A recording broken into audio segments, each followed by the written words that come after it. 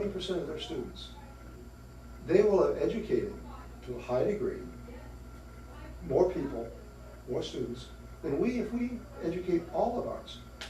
And we're actually getting through college in the state of Texas only about 20 to 30% That's true. of our students. We don't have 70% of our children to waste. Well, and that brings us to the next question I want to talk about. Let's talk about the Texas high school dropout rate. We mentioned it a little earlier, but You get different numbers on we that. do. And it's counted, and there's reasons why the school districts play games and budget well, they didn't drop out, they moved. Well, would you Yeah. say it's But it's about boils down 50%. to budget and resources and money versus, because we know the teachers want to teach. We know the teachers want to teach. Right. We know that there are limited resources for students. But we know that, and we know that there are people who, for cultural reasons as much as anything else, don't understand the value, the importance of the education. Not every parent That's true. has that experience. Okay. So therefore, not every child sees the value of it. And we know people that they need to get their kids to work. Yes. The family needs to eat. Absolutely. And so. And that's a reality. It's a for reality. most people, It's not, so. yeah, and you can say, well, it shouldn't be that way, but let's deal with it. So but you can see, we have programs, we know programs that work. When Bill White in Houston started knocking on doors, if we have aggressive truancy programs, Yes. if we have, what worked for me, I was a C and D student in high school. So was I. I ended up getting a chance to go to Yale, where I graduated with a higher grade point average than George Bush, Oh my goodness. who also got the opportunity to go to Yale. Because I saw the You opportunity. saw the opportunity. Where there's hopelessness, where there's helplessness. And that happened because of that Upward Bound program, Yes, where absolutely. through a government program, they reached out and said, there's a reason to do this. But Mrs. Case, as you all know, I know that a lot of children won't get that opportunity. Like we said, the Upward Bound doesn't even exist anymore. Mhm. There's probably several other similar programs, but a lot of them, being in the current situations, may not ever be exposed to anything like that. So again, it falls back on the school system, the parents, a partnership with the communities. I believe is something that we have to work together to solve the problem, because it's not going to go away. The problem has to be dealt with. Mhm. Again, we don't have children to waste. No, we don't. Yeah, and the old United Negro College Fund slogan, mind is a terrible thing to Yes, waste, that's true. applies throughout our nation. Yes, it does. And we cannot afford it. Again, the way the great prosperity that we saw that continued on into the 80s Yes, was the result of those investments that had been made prior to that. prior to that. Yes. They were the results of having the best education system in the nation, or in the world. But I think we were probably dedicated to that at that time. Well, we understood Yeah, the we value of understood, it. yeah. And everybody prospered. It is not a cost. Like any investment, it takes money up front. But what we learned then is excellence in education isn't a cost, it's a value. It creates its own payment, It does. but it doesn't pay, it takes putting that money up front.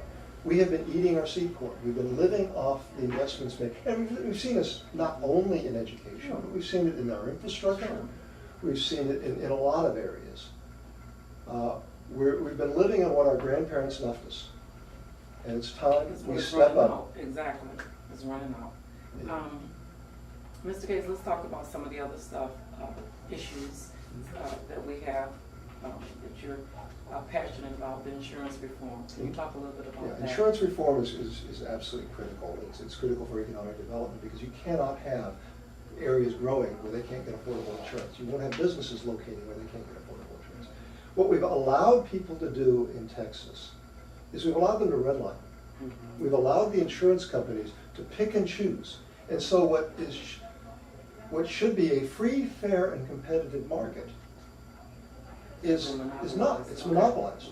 And so when the Texas windstorm after Hurricane Ike, there isn't I have not met a single person in Galveston County who doesn't know somebody who's cheated by the insurance companies. Yeah, the State Insurance Commission, which is not a left-leaning group, reported that the Texas Windstorm Insurance Association, TWIA, had a program of systemic fraud. And how did we deal with that? Our legislature in the last session said they can raise the rates by 16% and you no longer have the right to force your contractors in court. This is not going to discourage that. They're rewarded for having cheated people. We've lowered the cost of cheating. We've lowered the cost of defrauding people. We need to fix that. We need to State Farm just announced it's moving out of the Gulf Coast areas, but they're not moving out of Texas. What you'll find is if you go to your insurance agents, well, I don't sell in that neighborhood. I don't sell. It's just like the old redlining systems that the banks used to do. We need to have a number of possible solutions. We need to say if you're going to sell insurance in Texas, you're going to sell to Texans, and have wider insurance pools.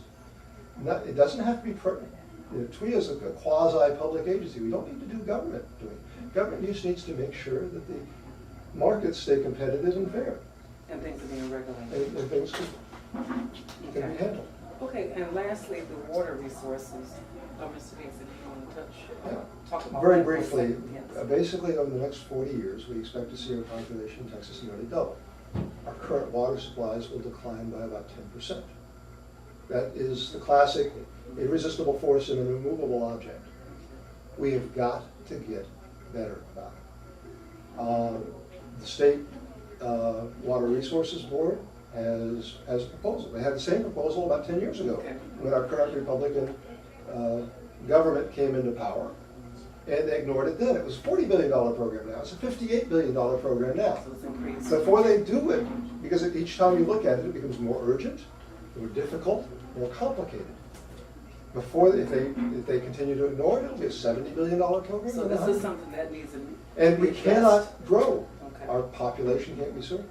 In this particular area, there's a secondary issue, which is that we have critical to our economic life is the recreational opportunities of the bays, the environmental problems. Galveston Bay is one of the largest in the nation.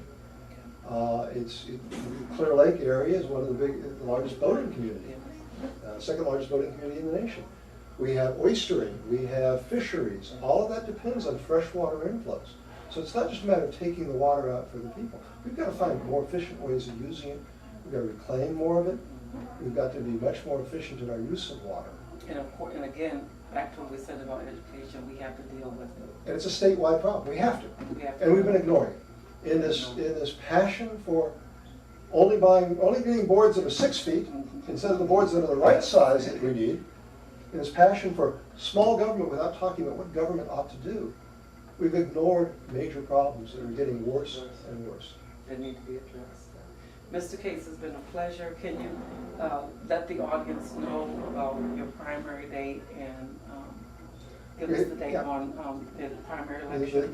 The primary date has finally been set after all the redistricting challenges at May 29th. Okay.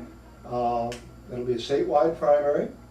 Okay. So for all the voters in District 24, which is the north part and the west part of Galveston County, I need you to get out there and vote. Okay. I'm running in the Democratic primary. And then the next voice will be heard on that in November 6th Okay. with the national, state, national, local elections all the way across the state. Okay. And again, government of the people, by the people, for the people requires that we get engaged with it. We can't just sit there and let them put our government on a high shelf where only lobbyists and politicians can touch it, and the people who can afford to rent them. It needs to be our government, and for that to happen, we've got to take responsibility for it. Yes, Mr. Cates, thank you so much. I enjoyed this conversation with you, and I wish you the best of luck. Thank you. Thank you. Again, like Mr. Cates said, to go out and vote in the primary election, which is May 29th, then again in the national election on November 6th. Thank you all again for joining us for another episode of Lifeline.